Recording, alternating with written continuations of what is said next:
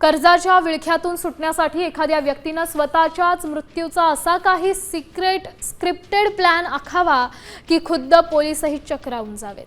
अशीच एक घटना जालन्यात घडली आहे। कर्जबाजारीपणाला कंटाळलेल्या नितीन गवळीनं स्वतःच्याच मृत्यूचा खोटा बनाव रचलाय आणि हा रचण्यासाठी संदीप चव्हाण या निष्पाप तरुणाचा गळा दाबून त्याची हत्या केली।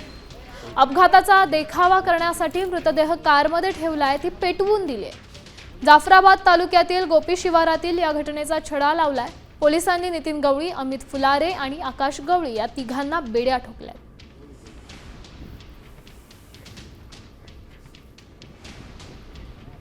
जो मेन आरोपी आहे त्याने इन्शुरन्सचा दावा मिळण्यासाठी एका मयत संदीप चव्हाण याचा खून करून त्याचा ऍक्सिडेंट स्वतःचा झाला असा बनाव तयार केलेला होता।